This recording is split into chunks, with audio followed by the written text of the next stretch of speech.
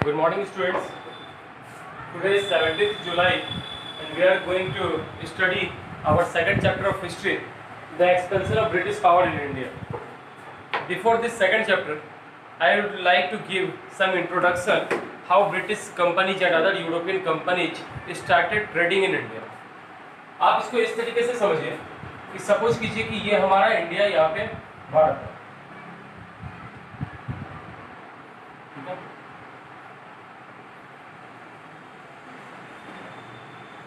ये इस साइड में इंडिया है। इंडिया से आगे बढ़ते हैं तो यहाँ पे आपको दिखेगा पर्शियन गल्फ, ये सऊदी अरबिया है,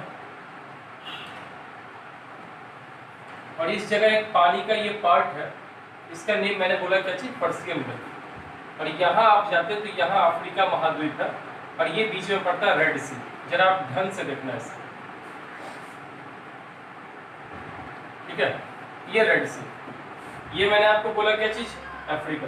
जरा एक बार देखते हैं हम लोग सारे ही कंपनीज को देखेंगे, कौन कौन सी कंपनी आई, कौन कौन से कंट्री हमारे यहाँ रूल करने आए, उन सब का हम लोग देखते हैं। ये हमारा इंडिया था, वर्ल्ड मैप में आप देख सकते हो, ये बीच में आपको पाकिस्तान पड़ेगा, ईरान पड़ेगा, ईरान का नाम उस समय था पर्सिया, ठीक है, फारस।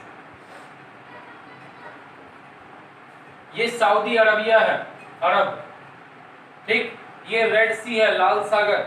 मैं ऐसा करता हूं कि जहां पे पानी का पार्ट है उसको इस टाइप से कुछ कर देता हूं। ये क्या था, पर्शियन गल्फ, फारस की खाड़ी, ठीक। ये है अफ्रीका। अब यहां आप देखोगे इस जगह एक छोटा सा ओशन पड़ता है, ये पड़ता है क्या चीज, ओशन नहीं मतलब सी है, मेडिटेरेनियन सी।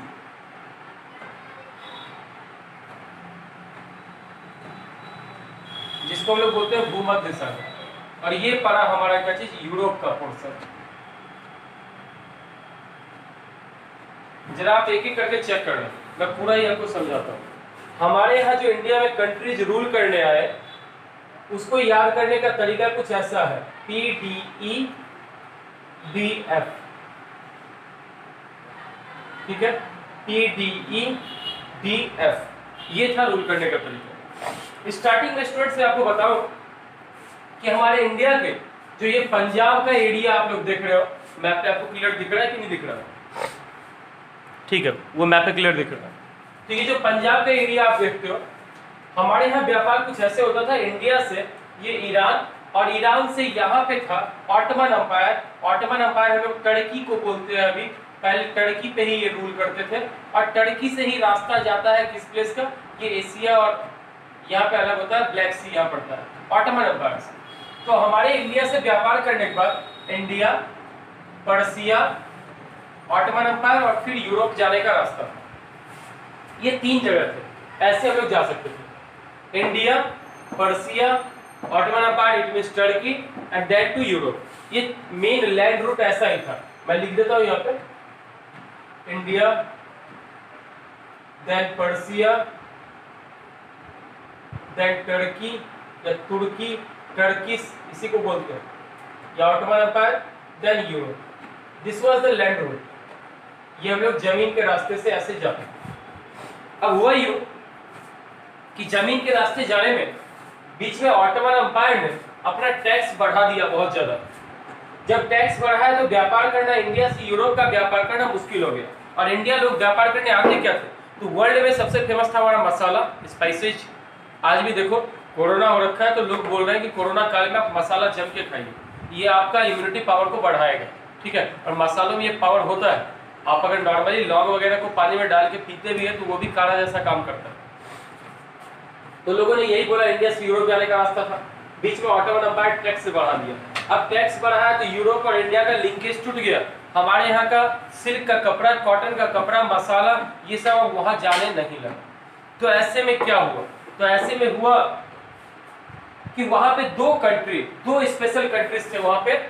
सबसे पहला मैं यहां लिखूं, सबसे पहला एक स्पेन और एक पुर्तगाल, स्पेन और दूसरा पुर्तगाल।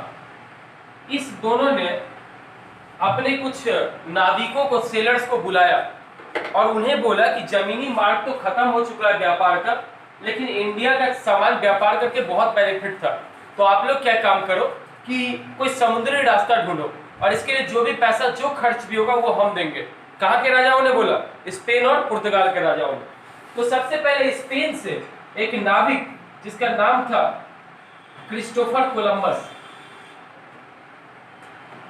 Christopher Columbus. तो क्रिस्टोफर कोलंबस स्पेन से नाव लेके निकला, लेकिन वो क्या हुआ, वो यूरोप के, मतलब मैं इसमें आपको दिखाता हूँ। क्रिस्टोफर कोलंबस नाव लेके निकला और उसने क्या किया, स्पेन से चला, और स्पेन से चलने के बाद वो जाके यहाँ अमेरिका खोज के आ गया। उसे लगा कि उसने इंडिया खोजा है, लेकिन वो एक्चुअली क्या चीज़ था, अमेरिका, नॉर्थ अमेरिका, यूएसए का उसने। इसलिए आज भी नॉर्थ अमेरिका के जो ईस्टर्न साइड कोस्टल एरियाज में लोग रहते हैं, इनको हम लोग रेड इंडियंस बोलते हैं, बिकॉज क्रिस्टोफर कोलंबस का कहना था कि उसने क्या ढूंढा, अमेरिका। अब इसी मैप में आप देखो, मैं आपको दिखाऊं, एक सेकेंड। मैंने बोला ये हमारा इंडिया, ये इस रास्ते ईरान, टर्की और फिर यूरोप के कंट्रीज। बीच में आपको पता है टर्की ने ब्लॉक कर दिया, तो इस जगह से व्यापार किया नहीं जा सकता। अब इंडिया से यूरोप का व्यापार मुश्किल हो गया, तभी स्पेन और पुर्तगाल, यहीं देखो दो कंट्री है, स्पेन एंड पुर्तगाल, इस दोनों कंट्री ने अपने यहाँ के नाविकों को बोला कि हम लोग पैसा देंगे, तुम जाके रास्ता ढूंढो। सबसे पहले स्पेन ने छोड़ा, तो यहाँ से क्रिस्टोफर कोलंबस गया और वो वापस आ गया। इसने अमेरिका ढूंढा और इसने सबको बोला कि इसने क्या ढूंढ लिया, इंडिया ढूंढ लिया। बाद में क्या हुआ, 1488 में पुर्तगाल से एक नाविक चला और वो कहाँ पहुँचा, यहाँ केप टाउन बोलते हैं या Cape of Good Hope, South Africa का सबसे लास्ट टिप, यहाँ तक वो पहुँचा। नाम था लियोनार्डो दी कोस्टा, ठीक है। वो यहाँ पहुँचा, वो यहीं से वापस चला गया, मीन्स उसने क्या किया, अफ्रीका का रास्ता ढूंढ दिया। तीसरा 1497-96 में एक नाविक, 98 में वो एक नाविक चला जिसका नाम था वास्को डा गामा, आप जानते हो उसके बारे में। वो यहाँ से चला, वो पहले आया केप टाउन, केप टाउन के बाद वो पहुँचा तंजानिया। तंजानिया से उसे कुछ अरब के व्यापारी मिले जो भारत जाते थे, और वो मानसून जैसे हमारे यहाँ बारिश आती है उसी के साथ चलते हुए वो कहाँ पहुँच गया, हमारे इंडिया। वो सबसे पहले जो जगह पहुँचा, अभी लिखा हुआ है कोझिकोड, पहले इसी का नेम था कालीकट। वो कालीकट पहुँचा 1498 में, वास्को डा गामा कालीकट पहुँचा और उसने इस प्रकार से क्या किया, भारत आने का एक रास्ता ढूंढा। जब वो यहाँ कोझिकोड पहुँचा तो यहाँ के लोकल राजा से वो मिला और यहाँ से गिफ्ट के तौर पे मसाला वगैरह लेके गया। अलग बात है, रास्ते में जाते टाइम मौसम खराब हुई और वो जितने आदमियों के साथ आए थे उसमें से 1/3 आदमी ही बचे। वो राजा के पास पहुंचा, वहाँ बहुत ज़्यादा पुर्तगाल में उसका मतलब त्यौहार के तौर पे मनाया गया कि उसने रास्ता ढूंढ लिया। सबसे पहला आदमी है जो रास्ता ढूंढ लिया समुद्र मार्ग से, और उसने रास्ता ढूंढा। और इसी रास्ते ढूंढने में क्या हुआ कि वो जो मसाला लेकर गया था, जब उसने उन मसालों को वहाँ पुर्तगाल में बेचा, तो जब उस मसालों को उसने पुर्तगाल में बेचा तो उसे 20 गुना ज़्यादा फायदा हुआ। उसे हमने बोला क्या चीज़, कितना टाइम्स, तो 20 गुना ज़्यादा फायदा हुआ उन मसालों से। उसे लगा ये तो बहुत प्रॉफिट का चीज़ है।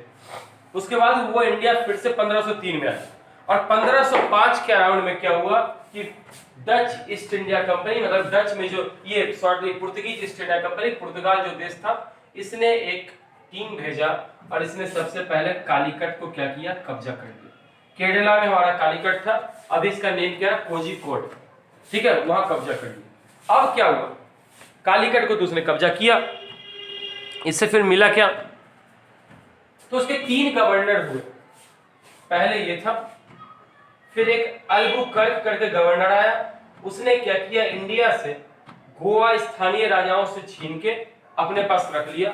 और साथ में उसने क्या किया, उसे लगा कि इंडिया में हमें समर्थन कैसे मिलेगा, यहाँ के लोग तो हम गोरों से शादी करेंगे नहीं। फिर क्या किया जाए, तो उसने क्या पॉलिसी लगाया, उसने बोला कि गोवा में सती प्रथा को खत्म किया जाए। जिन औरतों के हस्बैंड मर गए थे, आपको पता है कि उन्हें भी चिता पे सोना पड़ता था, उसी चिता पे जिंदा है, तो उसने बोला सती प्रथा मेरे इस एरिया गोवा से खत्म किया जाए, और जिन औरतों के पति मर जाएंगे उनसे पुर्तगीज शादी करेंगे, पुर्तगाल के लोग शादी करेंगे। अब ऐसा करने से वो दो काम कर रहे थे, एक तो अपना लोकल पैठ बना रहे थे, मजबूत कर रहे थे अपनी पकड़ को, और दूसरा अपना जनसंख्या बढ़ा रहे थे ताकि इसी बहाने क्या हो कि सपोर्ट बढ़े। तो आपने देखा PDEDF में सबसे पहला जो देश हमारे भारत पहुंचा वो कौन था? पुर्तगाल। पहला आदमी वास्को डा गामा। इसने क्या किया, इसको जीतने के बाद तीसरा गवर्नर इनका आया, उसने दीव और दमन को जीता।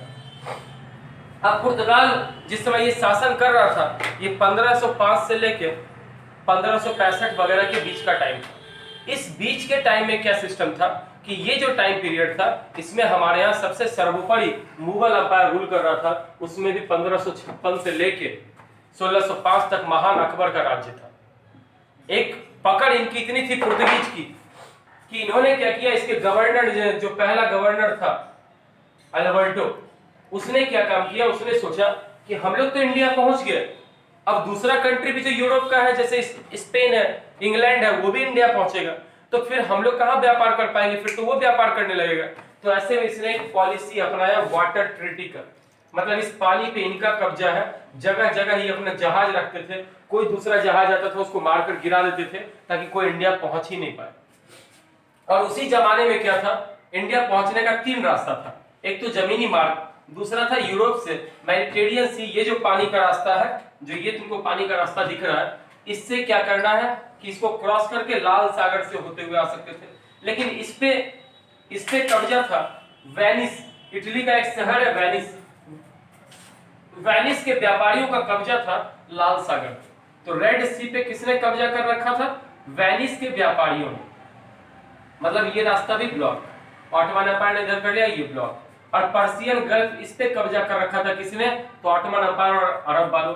ये तीनों रास्ता ब्लॉक था, ये किसी को व्यापार नहीं करने दे रहे थे, इसीलिए मजबूरी में यूरोप वाले को अफ्रीका महादेश का पूरा चक्कर मार के भारत आना पड़ा। तो चलिए आपने ये देखा, पुर्तगाल भारत पहुंचा, अगले लगभग 100 सालों तक इसने मतलब बिना कोई रुकावट के राज किया। यहां तक कि महान जो राजा हम लोग अकबर बोलते हैं ना, उनको अकबर को भी पुर्तगीज से परमिशन लेना पड़ता था कि हम लोग समुद्र के रास्ते इधर से व्यापार करेंगे, इनकी पकड़ इतनी मजबूत हो गई। ठीक है, तो पुर्तगीज रहे। अब पुर्तगीज के बाद सेकंड नंबर में आए डच। इसके पास सबसे खतरनाक नेवी था, नेवी मतलब जल सेना, सबसे ताकतवर जल सेना जिसके पास थी वो कौन थे? डच थे। अब डच 1600 ईस्वी के अराउंड इंडिया में आने शुरू हुए।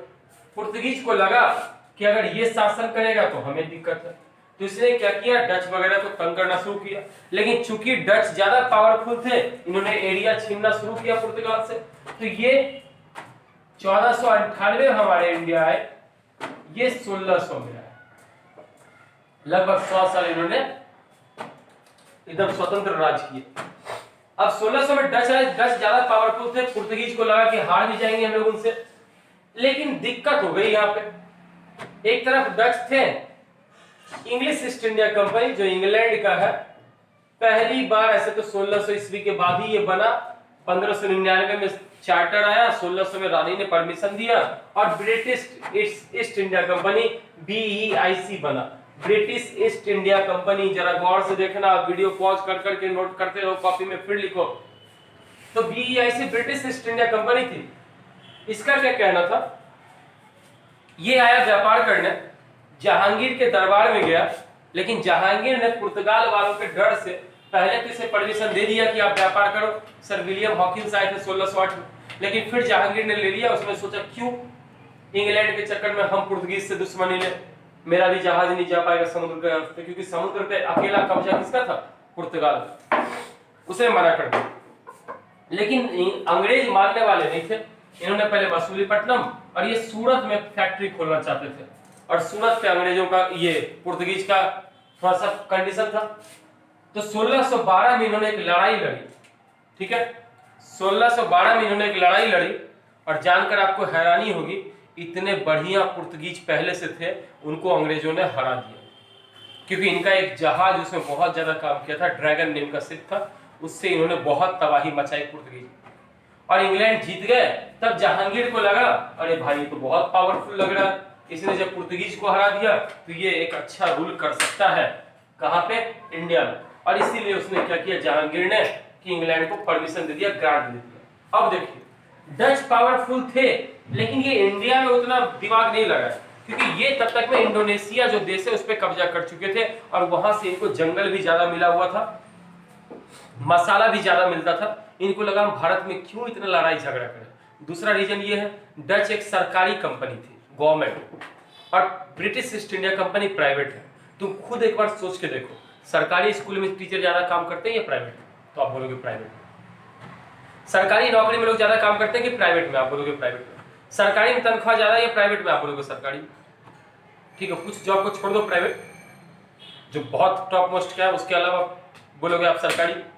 तो ऐसे कंडीशन में डच थी सरकारी कंपनी और इंग्लैंड थी प्राइवेट कंपनी। प्राइवेट कंपनी जहां जाएगा वो सोचेगा कुछ ना कुछ मुनाफा लेके ही जाएंगे, और सरकारी कंपनी क्या सोचेगा कि मुनाफा नहीं दे, उस लेवल का नहीं कर। तो बस डच वाले धीरे धीरे इंडिया को अपने आप ही उन्होंने छोड़ दिया, ये चले गए इंडोनेशिया, अपने यहाँ आ गया इंग्लैंड का कब्जा। बाद में आया डेनमार्क, लेकिन उसको इंग्लैंड वालों ने टिकने नहीं दिया, और 1664 में जाके आया कौन सा? फ्रांस। तो ये भी अपना कब्जा जमाना चाहा, लेकिन 3 कर्नाटिक वॉर होगा, आगे हमें पढ़ना है। उस तीनों में इंग्लैंड और फ्रांस के बीच में लड़ाई हुई, और फ्रांस फाइनली क्या हुआ? हार गया। और जब फ्रांस हारा तो सिर्फ इंग्लैंड पे कब्जा बच गया, किसका? इंग्लैंड का। और अब हमें इस चैप्टर में पढ़ना था expansion of British power in India. तो आपको मैंने 5 देश का बताया, पुर्तगाल, डच मतलब आज का नीदरलैंड, पहले नेम था हॉलैंड और उसके पहले नाम था डच, इंग्लैंड, डेनमार्क, इसी को डेनिश पढ़ते हैं, डी से डेनिश, एफ से फ्रेंच। इन सब में 2 कब्जा करने का सोचा, एक इंग्लैंड और फ्रांस। जीता कौन? इंग्लैंड। डच नहीं ट्राई किया, क्योंकि डच, और इसमें फ्रांस क्यों ये इंग्लैंड क्यों जीता? क्योंकि फिर फ्रांस सरकारी कंपनी थी, सरकार पैसा देगा तो काम करेगा, लेकिन ये प्रॉफिट कमाना जानता था, इसलिए इसने किया। तो आपको मैंने आज यहाँ तक बताया बेसिक, कल से हम लोग चैप्टर स्टार्ट करेंगे। आज के लिए इतना। जय हिंद। डाउट 1000 होगा आपके मन में, लेकिन बहुत ठंडे दिमाग से टुकड़े टुकड़े करके आप सुनते जाना। मेरा जितना भी बात मैंने आपको बोला उन सबको आप कॉपी में लिखो, फिर रिलेट करो। जय हिंद।